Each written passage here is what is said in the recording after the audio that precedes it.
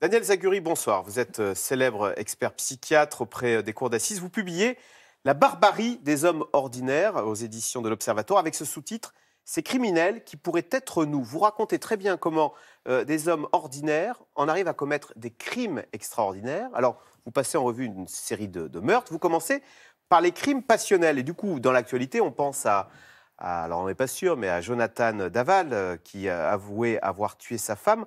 Comment, Daniel Zaguri, en vient-on à commettre un meurtre par passion?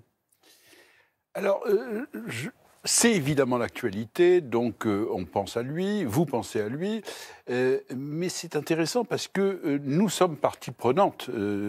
Pourquoi nous sommes partie prenante? Parce que nous avons tous été floués, nous avons tous été trompés, nous avons eu de l'empathie pour lui, et puis nous avons eu l'impression qu'il nous a roulés dans la farine. Mais ce qui est important, c'est de se sentir en quelque sorte dans l'équation et de se poser la question, est-ce que je serais, oui ou non, capable d'en venir à de telles extrémités? Est-ce que c'est réservé à quelques monstres? Est-ce que c'est réservé à quelques personnalités très pathologiques? Ou est-ce que ça peut arriver à des gens assez ordinaires? Mais alors vous citez une série de meurtres passionnels. Edward Stern, il était avec une Cécile Brossard, qui était une fille visiblement qu'il entretenait. Et un jour, Edward Stern, voilà le banquier, lui dit dis donc, 1 million d'euros, c'est cher payé pour une pute. Et du coup, que fait-elle, cette Cécile Brossard? C'est la phrase qui tue. Alors, du coup, elle va le tuer. Il y a des affaires célèbres, vous savez, Yvonne Chevalier, en 1954, son mari est promu au ministère, il rentre le soir et il lui dit « retourne dans ta crotte ». C'est la phrase qui va au-delà de la blessure d'orgueil. C'est la phrase qui fait mouche et qui fait totalement exploser ce qui restait encore d'estime de soi.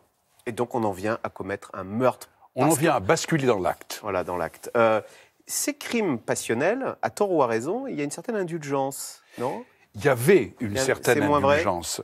Il n'y a plus d'acquittement dans les cours d'assises sous les applaudissements. Les femmes bafouées, délaissées, les maris trompés ne sont plus acquittées comme c'était le cas autrefois. La conscience collective a considérablement évolué avec une bascule autour des années 40, 50. Alors cet orgueil blessé, ce manque de respect, il est aussi à l'origine d'autres meurtres qui nous paraissent incompréhensibles, mais vous les décrivez.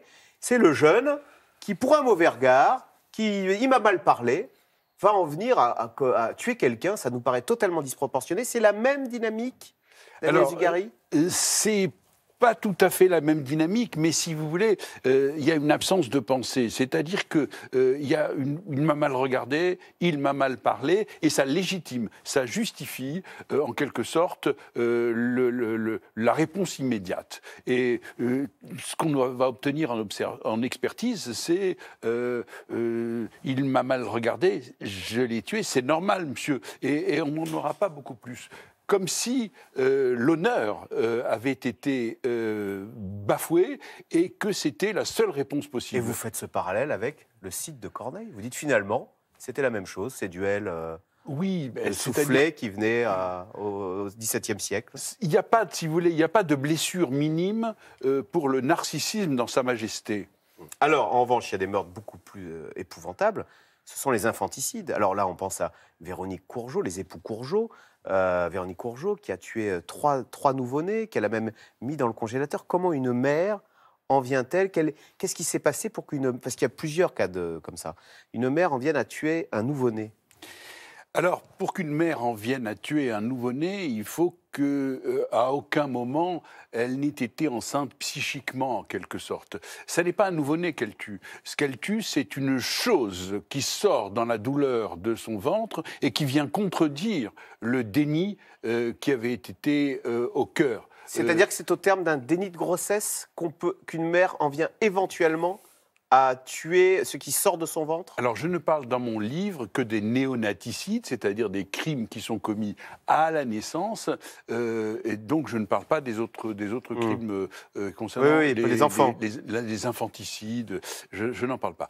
Donc, ce qui fait qu'une mère va tuer son bébé, c'est qu'à aucun moment il n'a été un bébé anticipé, accepté, et qu'à aucun moment elle n'a eu les manifestations physiques de la grossesse. Son ventre est resté plat, ses seins n'ont pas grossi. Et donc, si vous voulez, c'est tout à fait, c'est vraiment l'illustration la plus extraordinaire de la force de l'inconscient. Et la question qu'on se dit, c'est est-ce que c'est parce que ces personnes sont malades dans leur tête, ou est-ce que ça peut éventuellement arriver à une personne qui ne le soupçonnerait pas? Alors, il y a des profils de personnalité effectivement assez particuliers, de femmes qui sont taiseuses, qui sont inhibées, Qui n'affrontent pas la réalité, qui ne mettent sont pas épanouies. Effectivement, comme disait le mari de Véronique Courgeot, Véro, elle mettez la poussière sur le tapis. Voilà. Alors, autre meurtre épouvantable dans l'actualité, c'était la semaine dernière en Floride, ce tueur de masse, Nicolas Cruz, un étudiant qui retourne dans 19 ans, et il va tuer à l'arme automatique 17 lycéens. Comment? Pourquoi? Quel est ce coup de folie? Justement, c'est pas la folie, c'est quoi alors? C'est pas la folie, c'est... Alors, ce qui est très frappant, quand on lit les écrits de ces tueurs de masse, c'est de voir à quel point ils se ressemblent. C'est-à-dire qu'il y a, si vous voulez, une association du désespoir et de la haine. C'est-à-dire que j'ai eu une vie de merde, j'ai rien fait dans ma vie, les autres ont des copines, les autres ont une vie, ont un avenir et pas moi. Il n'y a pas de raison que je meure tout seul dans mon coin. Je vais en quelque sorte partir de façon... En apothéose, avec... et au moins, je laisserai cette trace-là dans l'histoire. Et est-ce qu'on peut dire la même chose au sujet de ces djihadistes qui partent faire le djihad, qui partent faire des choses épouvantables, alors qu'ils avaient, bien souvent, on dit, des vies misérables auparavant, où ils étaient exclus, etc.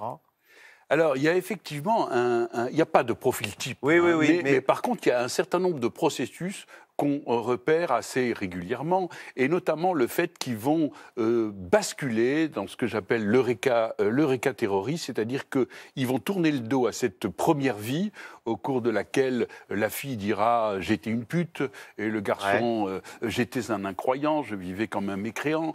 Et à ce moment-là, ils vont se désarimer, se désaffilier de leurs liens et familiaux, et ils vont investir un futur glorieux, purifié, et ils vont entrer dans une espèce d'existence clonée où tous se ressemblent, tous sont superposables, tous partagent la même idéologie totalitaire. Voilà, parce qu'il y a une idéologie qui amène un confort qui a justifié l'acte épouvantable dans ce cas-là. Et c'est ce qui fait que la famille dira il était apaisé, il avait arrêté de se droguer, et il était moins angoissé qu'auparavant. Alors justement, sur ces systèmes, vous parlez à un moment alors, du génocide des nazis, et vous expliquez comment tout un peuple peut en arriver à se laisser entraîner dans une folie meurtrière. Alors au point qu'il y a cette phrase, moi, que je ne connaissais pas, épouvantable, du chef du camp d'Auschwitz, il est patron d'Auschwitz, et il dit à la Libération, personnellement, je n'ai tué personne. Il était juste patron du camp d'Auschwitz.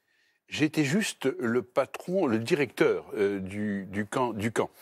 Oui, alors, quand vous reprenez ce que disaient les dignitaires nazis aux psychiatres, je cite Léon Goldensohn, mais j'aurais pu citer aussi bien d'autres sources, c'est une suite lancinante de déresponsabilisation.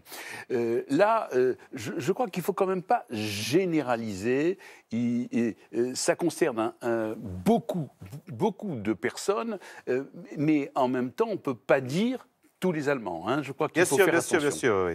Non, mais vous expliquez très bien que c'est que quand le mal partagé, vous expliquez que le mal partagé devient finalement un bien collectif et que c'est épouvantable que de se laisser entraîner dans ce raisonnement où à la fin, chacun devient un rouage d'une idéologie épouvantable. Absolument. Le mal ne se commet pratiquement jamais au nom du mal. Il se commet au nom du bien, du pur, du juste. Et la question que vous posez, qui est lancinante, c'est qu'aurais-je fait à cette place?